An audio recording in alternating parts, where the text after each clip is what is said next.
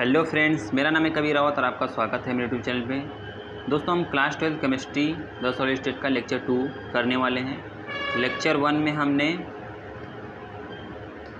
Solid के types, कुछ interest questions और कुछ बातें जानी थी और भी हमने। तो आज लेक्चर 2 में हम क्रिस्टल लैटिस और यूनिट सेल के बारे में जानेंगे।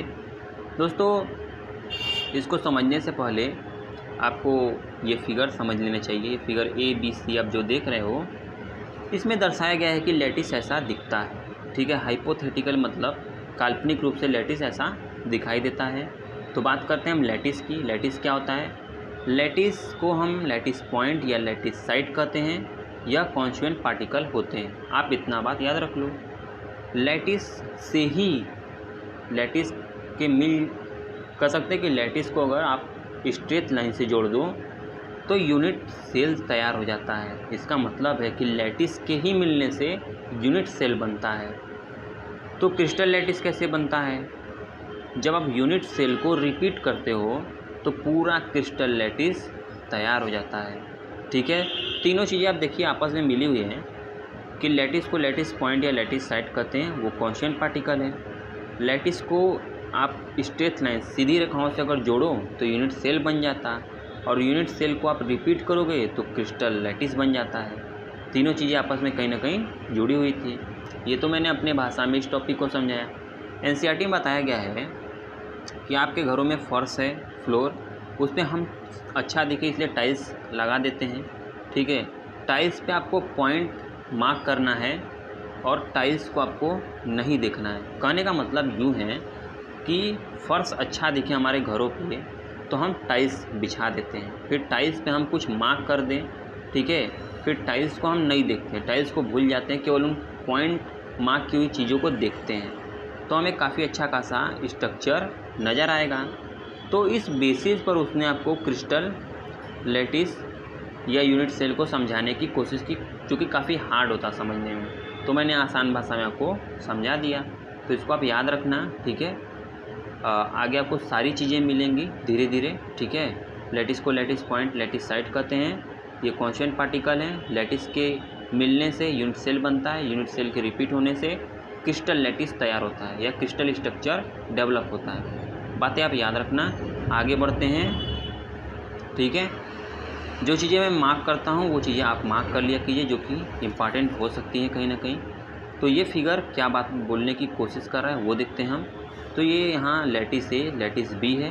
कहने की कोशिश की गई है कि अगर क्रिस्टल स्ट्रक्चर अलग अलग हैं तो लैटिस का अरेंजमेंट भी अलग अलग हो सकता है। ठीक है, बताने की बस एक कोशिश की गई है बेसिक तौर पे। ठीक है, काफ़ी ज़्यादा बात नहीं। ठीक, फिर आगे कुछ इम्पॉर्टेंट टर्म्स अगर आते तो मज़ा आ जाता। तो आगे आपके लिए कुछ ऐसे ही इम्पॉर्टेंट चीज़ है, जैसे अपने लेक्चर 1 में सॉलिड के कैरेक्टरिस्टिक्स देखे थे, वैसे ही आप यहाँ पर क्रिस्टल लैटिस के कैरेक्टरिस्टिक्स देखोगे। ये चीज़ आप मार्क कर लेना। इसके 3 कैरेक्टरिस्टिक होते हैं। शॉर्ट आंसर टाइप क्वेश्चन में ये पूछे जाते हैं, बोर्ड एग्जामिनेशन में आपके लिए हेल्पफुल रहेगा। ठीक, तो क्रिस्टल लैटिस के कैरेक्टरिस्टिक्स में बोला जा रहा है कि लैटिस को हम लैटिस पॉइंट या लैटिस साइट भी कहते हैं। ठीक, अगर आपने लैटिस को क्रिस्टल लैटिस को मतलब लैटिस पॉइंट को आप कॉन्स्टिट्यूएंट पार्टिकल भी बोलते हो। दूसरे पॉइंट में ये बताने की कोशिश की जा रही है कि लैटिस पॉइंट कहीं ना कहीं क्रिस्टल स्ट्रक्चर में कॉन्स्टिट्यूएंट पार्टिकल का रोल प्ले करते हैं। वो एटम आयन मॉलिक्यूल हो सकते हैं। ठीक, लैटिस पॉइंट को अगर आप स्ट्रेट लाइन से जोड़ दो, ठीक है, स्ट्रेट लाइन से लैटिस पॉइंट आपने देखा था क्या था, उसका फिगर ऊपर दिया हुआ था, उसको आप स्ट्रेट लाइन से जोड़ोगे तो पूरी क्रिस्टल स्ट्रक्चर तैयार हो जाएगी, यानी पूरी ज्योमेट्री बन जाती है। ठीक, ये तीनों कैरेक्टरिस्टिक क्रिस्टल लैटिस के आप याद रखना। आगे हम बढ़ते हैं दोस्तों। इस क्रिस्टल लैटिस कैरेक्टरिस्टिक को आप मार्क कर लेना। तो आगे आपसे बोला गया है, ये जो आप फिगर देख रहे हो ये वाला, ये पूरा क्रिस्टल स्ट्रक्चर है, मतलब काल्पनिक रूप से क्रिस्टल स्ट्रक्चर है, ऐसा दिखता होगा, ऐसा अनुमान लगाया गया है। और ये एक छोटा सा आप चीज़ देख रहे होगे यूनिट सेल। ठीक है, यूनिट सेल जो यहाँ पर बोला गया है उसे ठीक क्लियर हो जाता है कि क्रिस्टल स्ट्रक्चर का एकदम छोटा सा भाग क्या होता है, यूनिट सेल। अगर यूनिट सेल को आप रिपीट कर दो तो क्या बन जाएगा, पूरा क्रिस्टल स्ट्रक्चर तैयार हो जाएगा। इसीलिए यहाँ एरो जो दिखाए गए हैं आपको, अगर उसी मैनर में आप यूनिट सेल को अरेंज करोगे तो पूरा का पूरा क्रिस्टल स्ट्रक्चर तैयार हो जाएगा। आप फिगर देखकर समझ सकते हो। तो यहाँ आपसे बोला भी गया था कि स्मॉल पार्ट को आप यूनिट सेल बोलते हो। किसके स्मॉल पार्ट को? Crystal structure. ठीक है, ये तो बहुत ख़ास चीज़ थी कि यूनिट सेल के डेफिनेशन में भी आपका वर्क कर जाएगा, आप बातें लिख सकते थे। ठीक है, आगे क्या दिया गया है? तो आगे आपको बताया गया है कि यूनिट सेल 2D में ऐसे दिखाई पड़ते हैं। ठीक है, मतलब कहीं 90 डिग्री देखिए एज के बीच में है तो कहीं नहीं भी है। ठीक है, इम्पॉर्टेंट ये नहीं है, इम्पॉर्टेंट ये फिगर है 1.9। अगर आपको अभी तक लैटिस, क्रिस्टल लैटिस या यूनिट सेल नहीं समझ में आया तो इस फिगर से बिल्कुल आपको क्लियर हो जाएगा। ये जो बड़ा वाला फिगर है वो क्रिस्टल स्ट्रक्चर है पूरा। ये आप जो देख रहे हैं वो लैटिस पॉइंट है। देखिए लैटिस पॉइंट को स्ट्रेट लाइन से जोड़ा गया है तो पूरा क्रिस्टल स्ट्रक्चर बन गया। और पूरे क्रिस्टल स्ट्रक्चर का स्मॉल पार्ट क्या कहलाता है? यूनिट सेल कहलाता है, जो कि उसने रेड कलर में दिया गया है। ठीक है, तो आप ऐसे समझ सकते थे। आगे आपके लिए बहुत ही ख़ास चीज़ है, इसको आप मिस मत करना। इस फिगर से आपको और भी चीज़ें क्लियर होंगी यूनिट सेल के बारे में। अभी तक केवल आप यूनिट सेल के बारे में इतना जानते हो कि वो स्मॉल पार्ट है क्रिस्टल स्ट्रक्चर का। यूनिट सेल के बारे में यहाँ 1.10 में बताया गया है कि यहाँ A, B और C जो देख रहे हो वो यूनिट सेल का एज है। ठीक है, एज है। अब यहाँ पर आपने सॉलिड के कैरेक्टरिस्टिक, क्रिस्टल लैटिस के कैरेक्टरिस्टिक देखें, तो अब यहाँ पर आप यूनिट सेल के कैरेक्टरिस्टिक्स देखोगे। आप किताब लेकर बैठना, जो चीज़ें मैं मार्क करता हूँ वो आप मार्क कर लेना। इसमें का एक question short answer type question में बोर्ड एग्जामिनेशन में 1 नंबर का आता है और वो मैं दिखाऊंगा अभी आपको। तो ये आप ABC क्या है? एज लेंथ है, एज हैं यूनिट सेल के। इनके बीच में पहला ही आपको बताया गया है, पहला पॉइंट में आपको बताया गया है कि वो एज आपस में परपेंडिकुलर हो भी सकते हैं और नहीं भी हो सकते हैं। ठीक है, एज कौन से हैं? ABC। ठीक, अब इनके बीच का एंगल, ये फिगर आप ध्यान से देखोगे तो बीच में यहाँ पर अल्फ़ा, बीटा, गामा आपको नज़र आ रहा होगा। अल्फ़ा, बीटा, गामा क्या है? इन एज के बीच का एंगल है। ठीक है, ये दूसरा पॉइंट में बताया गया है। तो उसने एक चीज़ यहाँ बोली है 6 पैरामीटर्स जो लिखा है यूनिट सेल को आप कैरेक्टराइज करते हो। तो सबसे इम्पॉर्टेंट यही लाइन है कि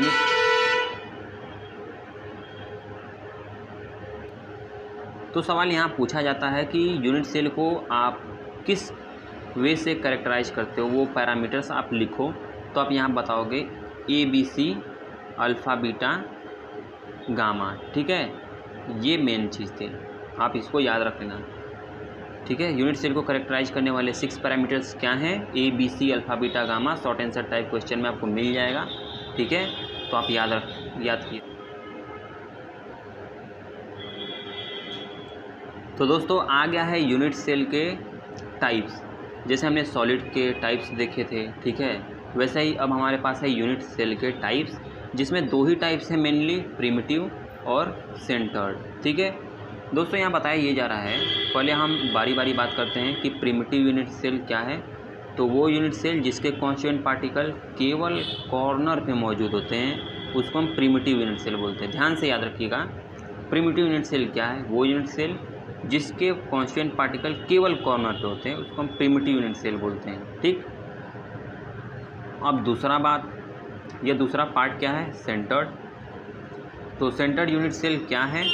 तो आप बोल सकते हो कि वो यूनिट सेल जिसके कॉन्स्टिट्यूएंट पार्टिकल कॉर्नर पे भी होते हैं और कॉर्नर के अलावा कहीं और भी मौजूद होते हैं। ठीक है, अदर देन कॉर्नर, मतलब कॉर्नर के अलावा कहीं और भी मौजूद है, तो वो सेंटर्ड में है। सेंटर्ड के 3 टाइप्स हैं जो कि आपको याद रखना है और यही सबसे मेन है, बॉडी, फेस और इंड सेंटर्ड। ठीक है, ये तीनों आप याद रखना। बारी बारी से एक एक चीज़ हम बात करेंगे। तो पहले बॉडी सेंटर्ड की बात करते हैं।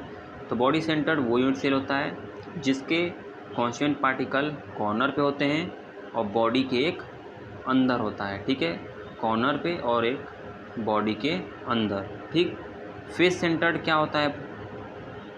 तो फेस सेंटर्ड वो यूनिट सेल होता है जिसके एटम कॉर्नर पे होते हैं या कॉन्स्टिट्यूएंट पार्टिकल कॉर्नर पे होते हैं और हर फेस पर मौजूद होते हैं। अब कितने एटम मौजूद है, कितनी उनकी संख्या है, ये आप एक टॉपिक आके आएगा, उसमें आप देख लोगे, ठीक है। बाकी आप बात करो यहाँ पर इंड सेंटर्ड की, तो इसके भी ये वो यूनिट सेल है जिसके कांस्टेंट पार्टिकल कॉर्नर पे मौजूद होते हैं और दो अपोजिट फेस के बीच में भी एक मौजूद होता है, ठीक है। तो ये सारी बातें रही यूनिट सेल के टाइप्स के बारे में। उम्मीद है आपको समझ में आया हो, नहीं समझ में आया तो आप थोड़ा सा बैक करके फिर से वो तीनों टाइप्स को देखना ज़रूर, ठीक है। हम इस समय आगे बढ़ते हैं, आगे और भी इम्पोर्टेंट चीज़ हैं। तो आगे यहाँ पर एक बहुत ही ख़ास चीज़ आपको नज़र आने वाला है, 7 क्रिस्टल सिस्टम। 7 क्रिस्टल सिस्टम में बताया गया है कि क्रिस्टल जो है वो 7 प्रकार के हैं। यहाँ पर क्यूबिक है, टेट्रागोनल है, ऑर्थोरोम्बिक है, हेक्सागोनल है, रोम्बोहेड्रल, मोनोक्लिनिक और ट्राइक्लिनिक, ठीक है। ये सारी चीज़ें हैं और ये बोर्ड एग्जामिनेशन के पॉइंट ऑफ व्यू से इम्पॉर्टेंट नहीं होता है। इसे शायद ही कोई क्वेश्चन आता होगा, लेकिन एक क्वेश्चन जो आता है, बहुत पहले आता था, वो मैं आपको बता देता हूँ। तो इससे पहले हम एक चीज़ और भी जान लेते हैं कि ब्रेवाइस जो थे एक मैथमेटिशियन थे फ्रेंच के, ठीक है। इन्होंने बताया था कि अगर 3 डायमेंशनल में, अभी तक हमने 2D की बात कर रहे थे सब चीज़ों में, लेकिन अगर हम 3 डायमेंशनल में क्रिस्टल लैटिस की बात करेंगे तो वो 14 टाइप्स के होंगे। फिगर आपको आगे दिया हो गया, क्योंकि क्वेश्चन इससे नहीं आता है, ठीक है। जो 7 क्रिस्टल सिस्टम है, ठीक है, इसमें आपको मेनली केवल आप हेक्सागोनल को याद रख लो कि ये प्रिमिटिव है, ग्रेफाइट एग्जाम्पल में याद रख लो। अगर आपको एक्सियल लेंथ और एक्सियल एंगल याद हो जाता है तो आप याद रख लेना, वैसे इंपॉर्टेंट नहीं है, ठीक है। बाकी यहाँ पर एक मोनोक्लिनिक जो है, इसको भी आप याद कर लेना कि ये प्रिमिटिव इंड सेंटर्ड है। मोनोक्लिनिक सल्फर एग्जाम्पल दे सकते हो, ठीक है। बाकी आपको मैंने एक बताया था, सॉरी फ्रेंड्स, बाकी आपको मैंने बताया था कि ये 14 टाइप्स के ब्रेवाइस के लैटिस है 3 डायमेंशन में। इसका फिगर आपके सामने स्क्रीन पर है, आप देख सकते हो। अब वो बात आ गई जब हम यूनिट सेल पढ़ रहे थे, तो वहाँ पे बताया जा रहा था कि कॉर्नर पे एटम है, तो फेस पर एटम है, तो बॉडी के अंदर एटम है, तो आखिर एटम है कितने, ठीक है। अब ये टॉपिक बताएगा कि यूनिट सेल में कितने नंबर ऑफ एटम हैं, ठीक। तो सबसे पहले प्रिमिटिव की बात करते हैं। तो प्रिमिटिव कौन सा यूनिट सेल था? वो यूनिट सेल था जिसके एटम केवल कॉर्नर पे थे। अगर कोई यूनिट सेल के कॉर्नर की बात की जाए तो कॉर्नर कितने होंगे? कुल कॉर्नर 8 होंगे। इसका मतलब एटम कहाँ है? 8 कॉर्नर पे। अब एटम का कितना हिस्सा यूनिट सेल के अंदर है? तो केवल 1/8 पार्ट ही अंदर है, ठीक है। तो इस हिसाब से नंबर ऑफ एटम कितने निकल के आएंगे वो आगे बिल्कुल आपको क्लियर रूप से दिखाया गया है, यहाँ पर आप देख सकते हो। 8 कॉर्नर हो गए, एक का कंट्रीब्यूशन 1/8 का, तो टोटल कितने एटम हुए? 1 एटम हुए। प्रिमिटिव में कितना एटम हुआ? 1। ये फिगर आप देख लेना, ठीक है। पूरे कॉर्नर पे एटम है, ठीक। आगे चलते हैं। एनसीईआरटी इसलिए बहुत सारे डायग्राम आपको देता है कि बच्चों को अच्छे से समझ में आए, ठीक है। तो आगे बढ़ते हैं हम। बॉडी सेंटर्ड की बात आ गई, बहुत ही आसान ये भी है। और यहाँ पर बॉडी सेंटर्ड वो यूनिट सेल था जिसके एटम कॉर्नर पे थे और बॉडी के अंदर एक था, ठीक है। तो वही बात है, 8 कॉर्नर, एक का कंट्रीब्यूशन 1/8 का है और पूरे यहाँ से कितने एटम निकल के आए? 1 एटम। बॉडी के अंदर पूरा 1 एटम था टोटल, 1 एटम यहाँ से निकल के आता है। तो टोटल अगर कोई एटम का है तो कुल 2 एटम हुए, ठीक है। बॉडी के अंदर कितने हैं? 2। प्रिमिटिव में कितना था? 1। सब कुछ आप याद करते हुए चलना, या आप नोट डाउन कर लेना या आप मार्क कर लेना, ठीक है। आगे बढ़ते हैं। आगे ये वाला जो है सबसे इम्पॉर्टेंट है। जितना क्वेश्चन इस फेस सेंटर्ड पे आता है शायद ही किसी पे आता हो। एफसीसी शॉर्ट में इसको हम एफसीसी बोलते हैं। ये ऐसा था कि जिसके एटम कॉर्नर पे थे और फेस पर भी थे एटम, ठीक है। तो कॉर्नर कितने थे? 8 थे, एक का कंट्रीब्यूशन 1/8 का था। टोटल कितना हुआ? 1। 6 फेस होते हैं यूनिट सेल में और सब फेस पर भी एटम थे, तो कंट्रीब्यूशन एटम का कितना था? केवल 1/2 का।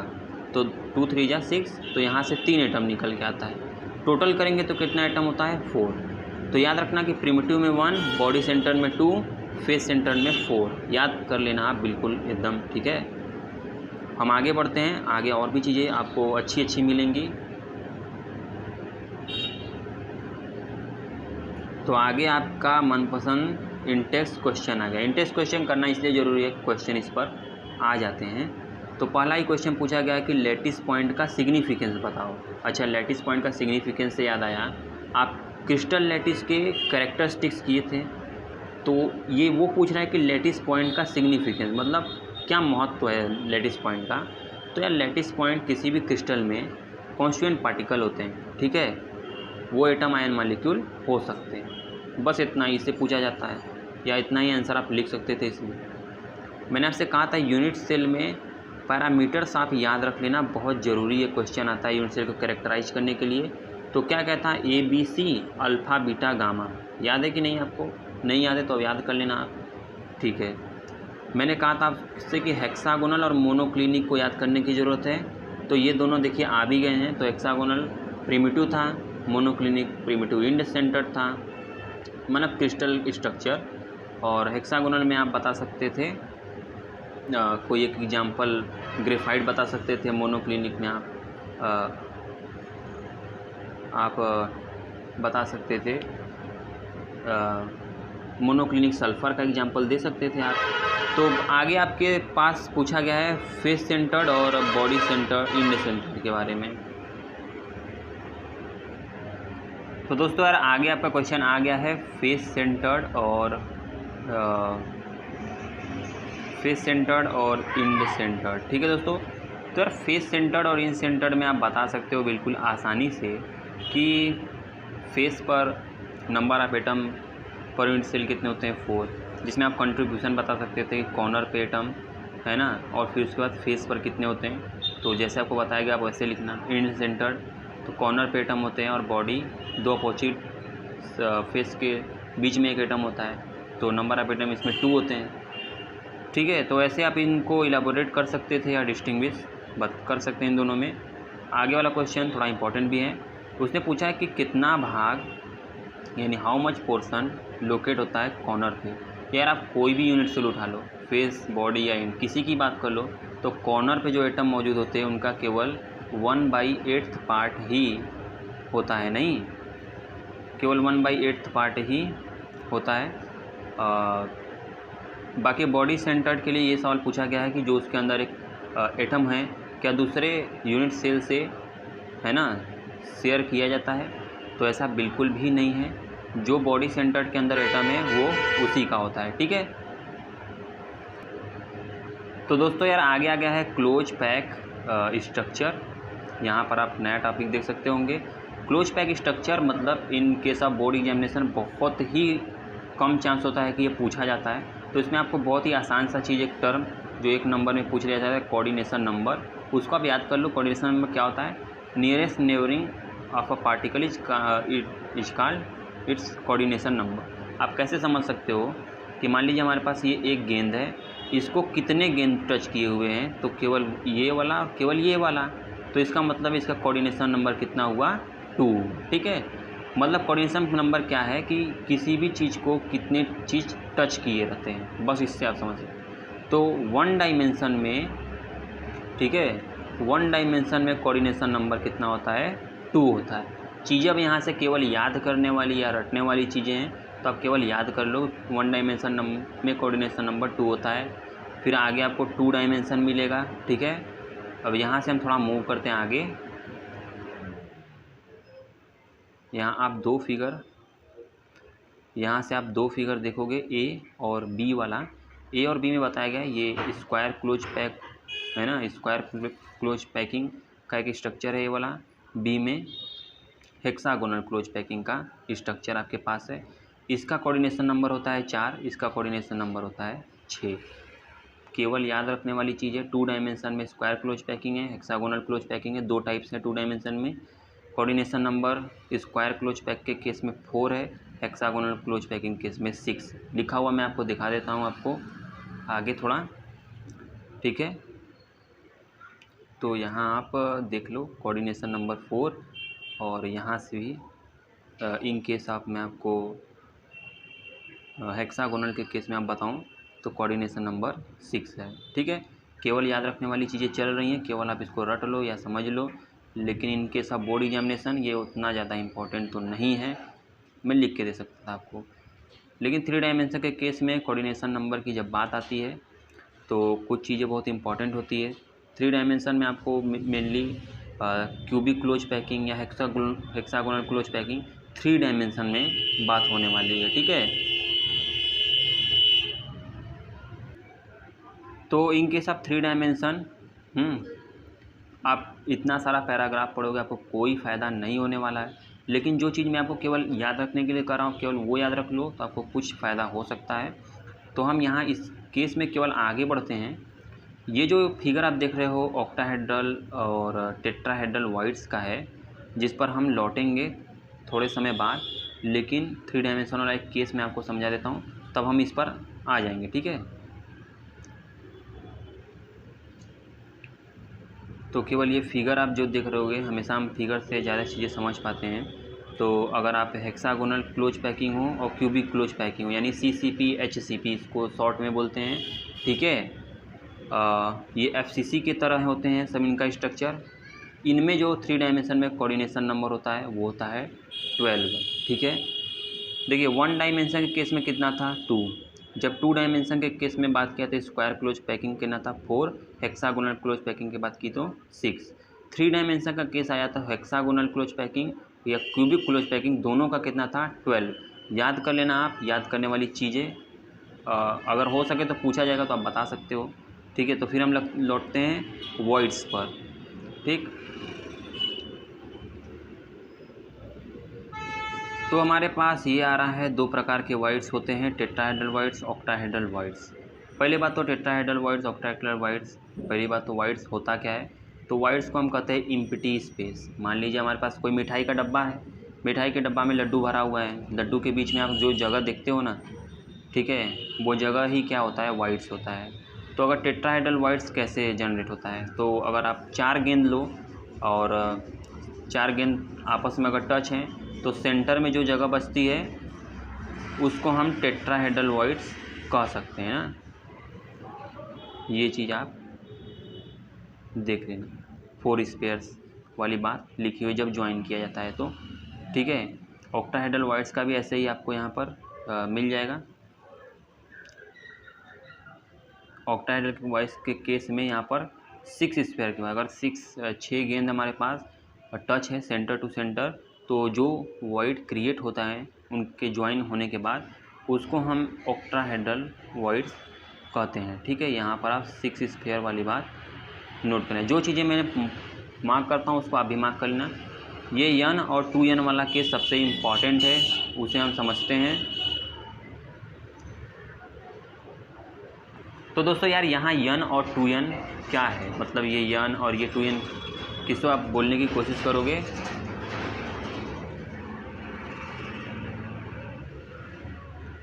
तो अगर हम बात करें फेस सेंटर्ड की, तो मान लीजिए फेस सेंटर्ड में आपको याद होगा कि नंबर ऑफ एटम कितने थे 4, तो इसमें ऑक्टाहेड्रल वॉइड्स कितने होंगे 4। बिल्कुल सिंपल सी यही बात है। फिर से क्लियर करता हूँ आपको, n का क्या मतलब होता है। n का मतलब है कि सेम हो गया चीज़। ठीक है, मान लीजिए फेस सेंटर्ड में नंबर ऑफ एटम आपको याद होंगे 4। चलिए बॉडी सेंटर्ड का एग्जांपल लेते हैं, नंबर ऑफ एटम कितने थे 2, तो ऑक्टाहेड्रल वॉइड्स कितने हुए 2 हुए। ठीक है, एकदम सेम ऐसे ही। और अगर हम ठीक यही एग्जांपल लें तो यहाँ 2n की जो बात लिखी है, तो हम कहें कि बॉडी सेंटर्ड में नंबर ऑफ एटम कितने होते हैं 2, तो टेट्राहेड्रल वॉइड्स कितने हुआ इसका 2 टाइम्स, यानी कितना हुआ 4।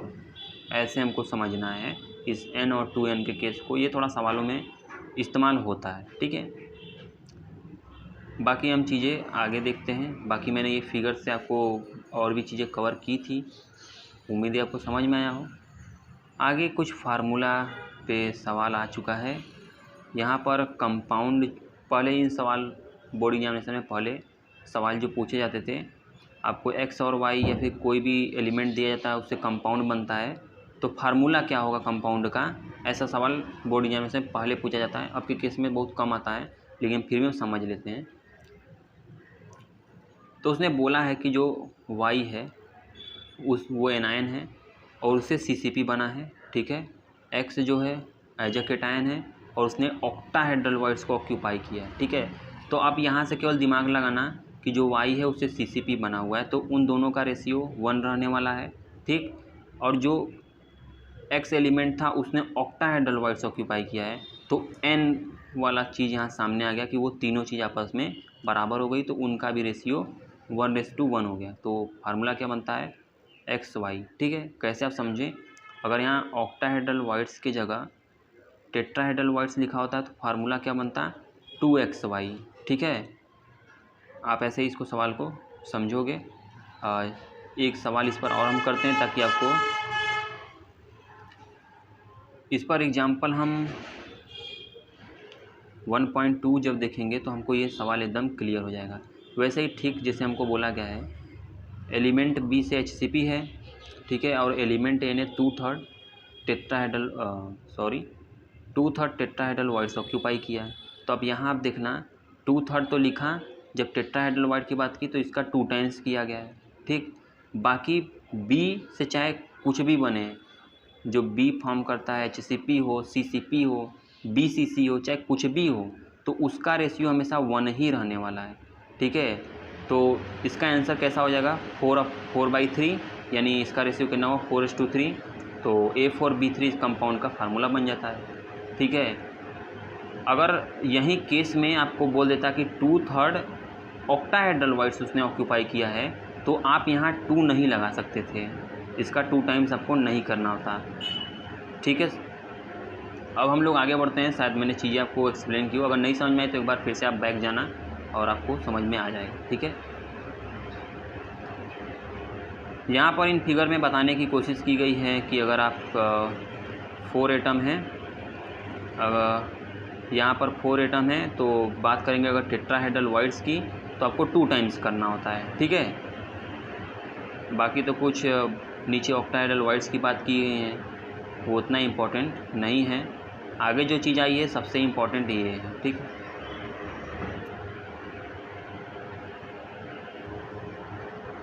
तो दोस्तों यार हमारे पास आ चुका है नया टॉपिक जिसका नाम है पैकिंग इफ़िशियंसी। तो पैकिंग इफ़िशियंसी हम कैसे समझ सकते हैं, मतलब कि पार्टिकल्स ने कितना जगह घेर लिया है उसको हम कह सकते हैं पैकिंग इफ़िशियंसी, ठीक है।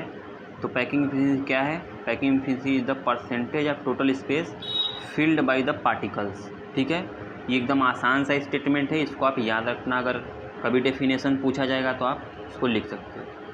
तो पैकिंग इफ़िशियंसी हम बात करेंगे HCP और CCP, यानी हेक्सागोनल क्लोज पैकिंग या क्यूबिक क्लोज पैकिंग में। तो ये फिगर आप ध्यान से देखना, आगे थोड़ा सा मैं बढ़ा देता हूँ। तो आप ये फिगर यार ध्यान से देखना, ये वाला, ठीक है। इस फिगर में आप ट्राइंगल ABC को देखना है, जूम करना, ठीक। तो वहाँ से आप देखोगे AC क्या है, हाइपोटेनस है, तो ये BC और AB का स्क्वायर हो जाएगा, पाइथागोरस थ्योरम लग गया। तो यहाँ A² कैसे आया है, क्योंकि हम सबको A मानते हैं, ठीक है। यहाँ से सबको हमने A माना है, ठीक। तो यहाँ से 2A² आया। यहाँ से B कैसे आया है, क्योंकि हमने AC का स्क्वायर किया था और AC को हमने B माना था, ठीक है। तो स्क्वायर हटने पर रूट लग गया, तो √2A है। B 4R के इक्वल कैसे हुआ है, ठीक है। तो यहाँ से देखिए रेडियस R मिला, यहाँ से रेडियस R मिला और यहाँ से 2R मिला, टोटल कितना हुआ, R और 2R कितना हुआ, 4R हुआ, ठीक है। तो ये आपस में सब इक्वल हो गया। तो यहाँ से आप A की वैल्यू, एज लेंथ जो होता है उसकी वैल्यू आप निकाल सकते थे। तो एज लेंथ कितना आ जाएगा, 2√2R, ठीक है। हमको केवल पैकिंग इफ़िशियंसी में एज लेंथ ही याद रखना है, क्योंकि हमें आगे चल के अगर डायमेंशन का फार्मूला पूछा जाएगा या डेंसिटी का पूछा जाएगा तो केवल एज लेंथ ही इम्पॉर्टेंट है। तो आप इनकेस आप ये सब छोड़ करके आप HCP हो या CCP हो, उसके केस में एज लेंथ कितना होता है, 2√2R होता है, ये याद रखना, ठीक है। अब हम पैकिंग इफ़िशियंसी कैलकुलेट करते हैं, ठीक है। तो इन्हें बताया है फार्मूला यहाँ पर पैकिंग इफ़िशियंसी का, वॉल्यूम ऑक्यूपाइड बाय 4 स्फीयर। पहली बात तो 4 स्फीयर्स कैसे आ गए, क्योंकि यार CCP जो होता है ना फेस सेंटर्ड की तरह होता है, और फेस सेंटर में नंबर ऑफ एटम कितने होते हैं, 4। 4/3 पाई आर क्यूब कैसे आया, स्फीयर है वॉल्यूम का, ठीक, 100% यहाँ से ही। बाकी टोटल वॉल्यूम कैसे निकला है, एज लेंथ का क्यूब कर देंगे तो यहाँ से, ठीक, वो चीज़ें इसने यहाँ उतार के रख दी। इसको सॉल्व करेंगे तो आपका कितना आएगा, 74%। मतलब HCP या CCP में पैकिंग एफिशिएंसी कितना होता है, 74% होता है। पूरी बातें आपको क्लियर हुई हो या नहीं क्लियर हुई, थोड़ा सा आप पीछे जा करके इसको फिर से देख लेना तो आपको क्लियर हो जाएगा, ठीक है। आगे बढ़ते हैं, याद रखना आप, पैकिंग एफिशिएंसी HCP CCP के केस में 74% होता है। अब बात करेंगे पैकिंग एफिशिएंसी बॉडी सेंटर्ड में कितना होगा। तो ये फिगर आप देख लेना, आपसे जो ट्रायंगल बोला जा रहा है वही पाइथागोरस सेम थ्योरम, ठीक है। तो यहाँ रेडियस कितना निकल के आता है, एज लेंथ कितना निकल के आता है, सबसे मेन इंपॉर्टेंट ये है, रेडियस आपको याद ही नहीं रखना। तो आप यहाँ एज लेंथ निकल के आ रहा है 4r/√3। तो BCC के केस में 4r/√3, CCP या फिर क्या था पिछले समय हमने जो अभी देख के आए हैं वो था HCP या CCP, तो उसमें कितना था 2√2r था। यहाँ 4r/√3, इसको आप याद रखना, ठीक है। अब इसका इस्तेमाल हम पैकिंग एफिशिएंसी निकालने के लिए करते हैं। तो जब हम पैकिंग एफिशिएंसी कैलकुलेट करेंगे तो यहाँ वॉल्यूम के बाई 2 स्फीयर्स, तो यहाँ 2 स्फीयर्स कैसे आ गए हमें वही देखना है, by 2 sphere into 100 total volume, ठीक है। 2 स्फीयर कहाँ से है, BCC में 2 होता है, number of atom, 4/3 pi r cube volume of sphere, बाकी सेम फार्मूला 4r/√3 क्या है, वॉल्यूम ऑफ एज या यूनिट सेल, ठीक है। आप कैलकुलेट करना, BCC में 68% पैकिंग एफिशिएंसी होती है। अगर पैकिंग एफिशिएंसी 68% है, एकदम सिंपल सी बात है कि 68% अगर पैकिंग एफिशिएंसी है, मतलब पार्टिकल्स ने उतना स्पेस घेर लिया है 68%, तो वॉइड्स कितना है, अगर ये सवाल पूछा जाएगा वॉइड्स कितना है, खाली जगह कितना है, तो 32% वाइड होगा इन केस ऑफ BCC। आप ऐसे भी प्रिपेयर करते चलिए, बड़े लेवल के एग्जामिनेशन में सवाल ऐसे पूछे जा सकते हैं, ठीक है। अब हमारे पास है सिंपल क्यूबिक लैटिस, मतलब किस में पैकिंग एफिशिएंसी की बात हो रही है, प्रिमिटिव में, ठीक है। प्रिमिटिव में यहाँ पर आपके पास एज लेंथ 2r कैसे आया है, मैं आपको एकदम क्लियर कर देता हूँ। आप डायग्राम देखो यहाँ से, तो यहाँ पर इसका r और इसका r टोटल अगर देखा जाए तो आपके पास कितना हो जाएगा, 2r हो जाएगा, ठीक है। तो 2r का हमको अगर वॉल्यूम चाहिए तो हमें क्यूब करना होगा, तो 8r क्यूब हो जाएगा।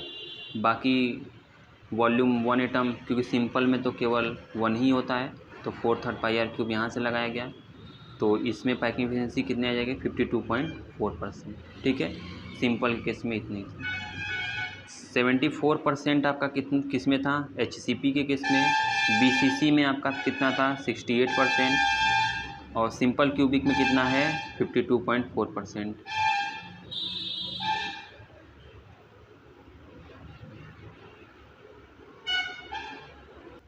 तो दोस्तों यार, हमारे पास अगला टॉपिक जो मौजूद है वो है calculation involving unit cell dimension, ठीक है।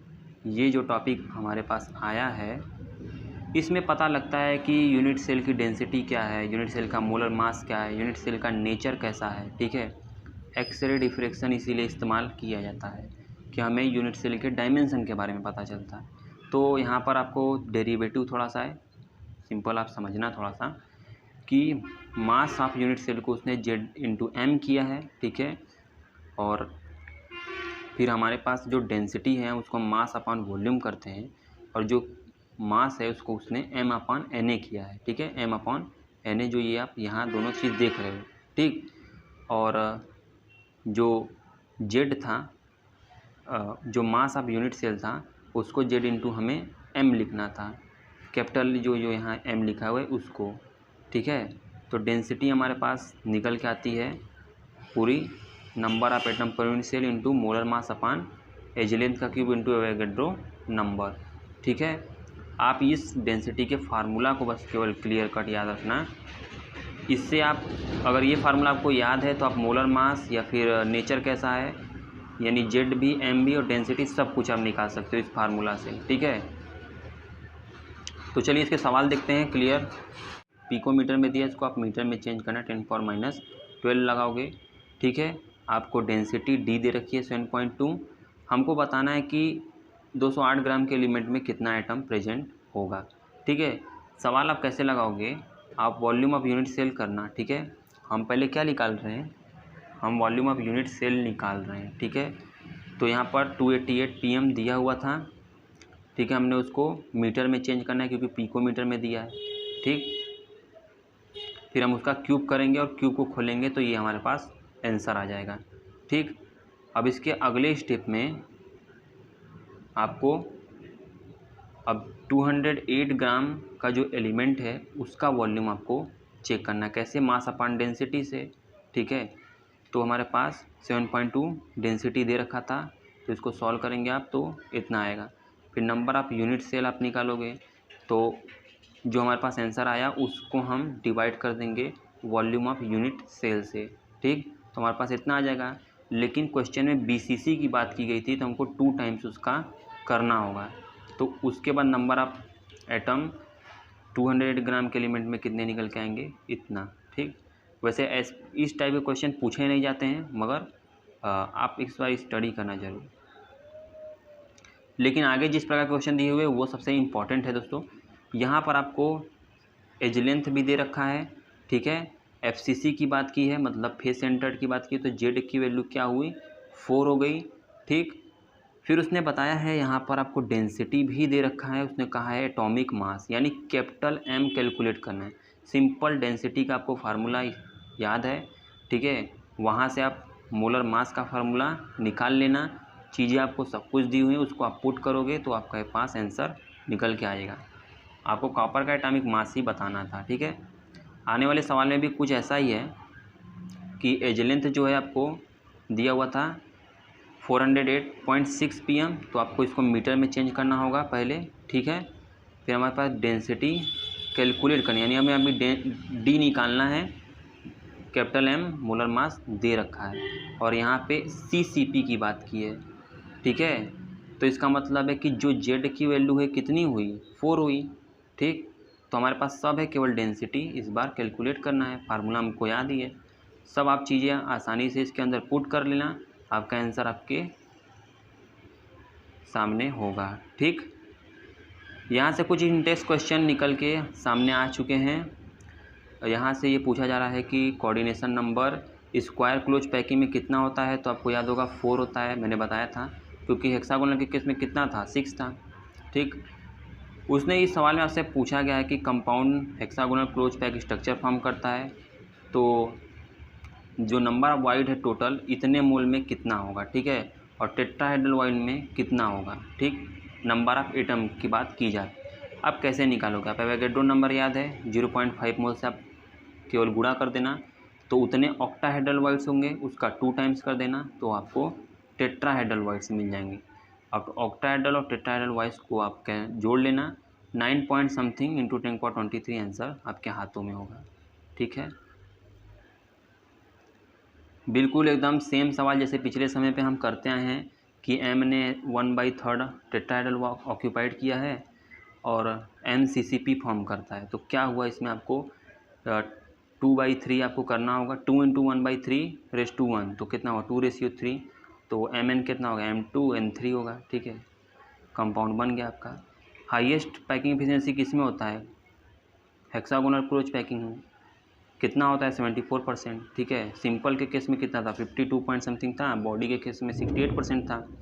ठीक, आगे आपको ये बताया गया कि मोलर मास कैपिटल M दे रखा है, डेंसिटी दे रखा है, एज लेंथ भी दे रखा है, लेकिन पिकोमीटर में मीटर में कन्वर्ट करना आपको बताना है। नेचर क्या होगा, नेचर का मतलब है Z पूछ रहा है इस बार आपसे। ठीक है, डेंसिटी का फार्मूला डायमेंशन से आपने कैलकुलेट किया था, कितना था, Z × मोलर मास अपान एज लेंथ का क्यूब इंटू एवोगैड्रो नंबर। इस फार्मूला से आप रखना और आपको आ जाएगा। तो तब तक के लिए दोस्तों जय हिंद जय भारत। आने वाला लेक्चर में इस चैप्टर 1 सॉलिड स्टेट का एंड हो जाएगा, वो लेक्चर 10 से 15 मिनट का होगा और ये चैप्टर खत्म हो